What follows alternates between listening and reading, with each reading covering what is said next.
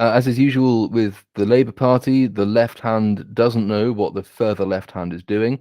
Kier Starmer is doing another reshuffle after a botched attempt earlier this year. And it transpires that the deputy leader of the Labour Party, Angela Rayner, doesn't really have a clue what's going on, which isn't really news, but since it's a new version of the same story, we might as well do it. So Kier Starmer, as it says there, if you scroll down, has launched another reshuffle of his front bench, made claims that his deputy Angela Rayner was blindsided by the announcement and a move that threatens to reignite tensions between the Labour leader and Ms. Rayner. Party insiders confirmed that the change of personnel had begun on Monday morning. So there's a couple of observations here. So the rumors of discontent between Angela Rayner and Kier Starmer they date back actually just before his attempt at a reshuffle earlier this year. But they came to a head at the first attempt at a reshuffle because he tried to take one of her existing jobs away from her, and she said no. And Kier Starmer, being the powerful, in control alpha male leader that he is, said, "Okay, have more jobs instead." So, having gone to try and take jobs away from his deputy leader, he ended up giving her more, which is why she's never off our TV screens at the moment. She's almost certainly eyeing up a leadership bit of her own if his continued dire performance in the polls is anything to go by. But the claims that she didn't know what was going on, there have been a couple of different versions of this story going out. So Angela Rayner is spearheading and fronting a big supposed anti-corruption, anti-sleaze campaign that the Labour Party is trying to get off the ground at the moment. And she was expecting, she's been giving speeches for the last couple of days, and one particularly big one today, Monday, that is for people watching back. And the expectation was obviously that this was Labour's chief campaigning issue. So it was going to get all the press attention, the entire press team of the party would be behind it, everyone would be paying attention to this, not, for instance, being distracted by a reshuffle, which she said initially when she was asked whether this was going to happen. She said, of course, Keir Starmer would tell me first. But then it happened, and she didn't know about it. And then she had to say that she didn't know really what was going on, which again gives the lie. It's just, again, when people ask why it is that the Boris Johnson government can be so incompetent and still in power, unfortunately, the very simple answer is look to your opponents, look to the opposition, because they can't even handle this right. It's internal party business, which they've somehow made public and shambolic, as is the way of the Labour Party these days. Well, I don't see that it's any worse than the Conservatives at this point, to be perfectly honest with you, except that they're not in power and the Conservatives are. Well, no, but the fact that they're not better means that there is no challenge to the even if they're equivalently incompetent. I happen to think they're more incompetent because this is basic stuff. It's one thing to be facing issues threatening the country, for instance, and making a hash of that, like borders, like coronavirus vaccine rollouts, like test and trace, like all the rest of that. But those are at least, the public can understand that these are relatively big things in which mistakes are more likely to be made. If you can't agree with your own deputy leader what the main press campaign is for that day, for instance, or even inform her when you're going to potentially change her job, change some of her job. She can't be removed without the party say so because of the weird way the Labour Party does things.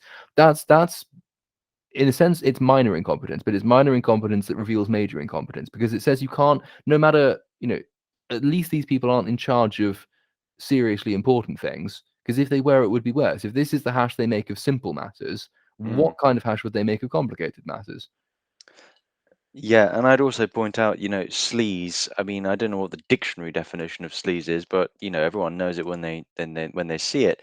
But sleaze is related to sleazy, and well, to say that Angela Rayner is entirely divorced in character from the sleazy is not true. I should think, No, given she's her not. But given her rhetoric about Tory, how basically all Tories and by extension all Tory voters yeah, are they're all scum. scum, and yeah, she's not a nice uh she's not a nice woman. Let's be But honest about it. that's not sleaze. That's a different kind of moral failing. Sleaze, though, it was a successful attack line against the Conservative Party in the 1990s under John Major because there was actual sleaze there. I mean, whenever one of John Major made the fatal mistake of starting a back to basics campaign on public morality at the same time as he was banging Edwina Currie and half of his male cabinet were being choked by TV cords by rent boys.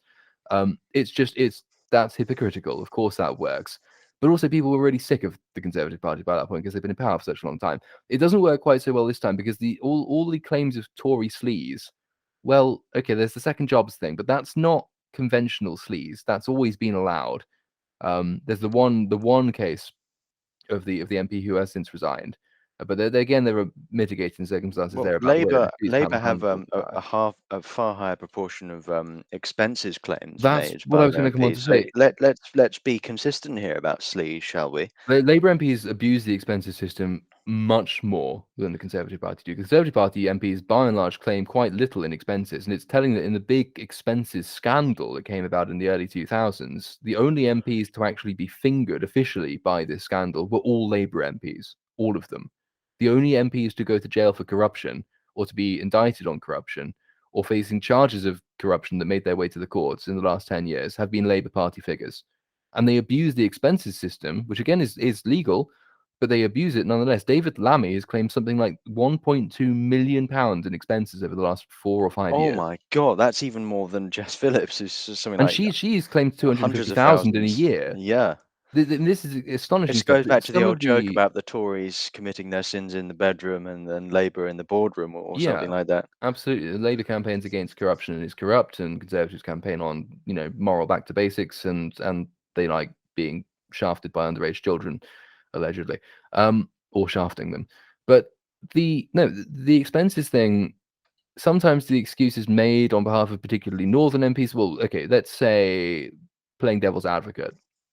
It used to be the case, it's no longer the case, that Labour Party is disproportionately represented in the north, and the north is further from London, and train tickets cost more from the north to London, therefore they need to claim more in travel expenses, for instance. That might be a reason for the net higher figure the Labour Party MPs claim. Doesn't excuse David Lammy, who is the MP for Tottenham. He doesn't have to buy train tickets I mean, I know Sadiq Khan has mismanaged TfL, but he hasn't put rates up. So that's not an excuse. Angela Rayner claiming, was it £270 in expenses for brand new Apple AirPods that she has subsequently lost? That's not a travel related expense. Most of the MPs actually done for corruption were not on travel related expenses. Dennis McShane was done. He was Blair's minister for Europe, and made a sideline career recently in the Brexit campaign, accusing Boris Johnson of lying when he's actually been in prison for fiddling the books. It's not a good look. It's the I don't want to overuse the cliche, but when in glass houses, do not throw stones at the roof. It's not a good idea. But the Labour Party, being full of bad ideas, would of course push this for all it's worth. Well, in her own words, Angela Rayner's own words, in terms of the reshuffle timing, I don't know the details of the reshuffle or the timing of it. But 6 months ago, I said, again, we need some consistency in how we are approaching things as an opposition, and I want to see us as a government in waiting, doing that job. If we are not doing that job, we are letting down the people of this country because they need us to do that job. So I'm focused on making sure that every part of our Labour movement is focused on getting us into power. I mean, Lord knows where to begin with a statement like this, but also movement. Are Labour really a movement anymore? No, they're not. They stopped being a movement in the 1940s or something. It's ridiculous. No, it's culty language, obviously, Culty and language, it's an attempt to jargon. say something and nothing at the same time because it's an implied dig at Kier Starmer to say she wants to see consistency at a time when Kier Starmer is reshuffling his cabinet for the second time in a year. That is an implied dig at her own leader. But she also has to couch it so it's not obvious, or rather, to her mind, isn't obvious. To anyone with half the brain cells or two brain cells to rub together, it's quite obvious that's what it was. But Angela Rayner is famously uneducable, which is why she was made Shadow Education Secretary. And in that sense, it's Labour's bold ambition to make every public leader resemble the people that they represent rather than represent those people. How better to represent the state school system than to have as a Shadow Education Secretary a woman who failed her GCSEs and was a grandmother by the age of 34? Um, that's pretty much part of the course. But It's hell, impressive. at least she looks like the people she wants to represent. Um, so that is an implied thing, but then she does have to couch it in the safe language of, well, we want power, we want to do the job for the people, and doing the job for the people requires us to do the job for the people, which means we have to have power to do the job that the people want us to do, that job, the job. And it's just generic press release guff. So again, she can't even be as openly critical of Keir Starmer as she probably is inclined to be. She's very good at being, unsubtle, shall we say, when she wants to be. Well, let's be honest here, and let's be brutally honest. Angela Rayner and people like her, and Jess Phillips is another example, have no tact, no erudition, no eloquence, no evident intelligence. They have nothing that qualifies them to be an MP whatsoever.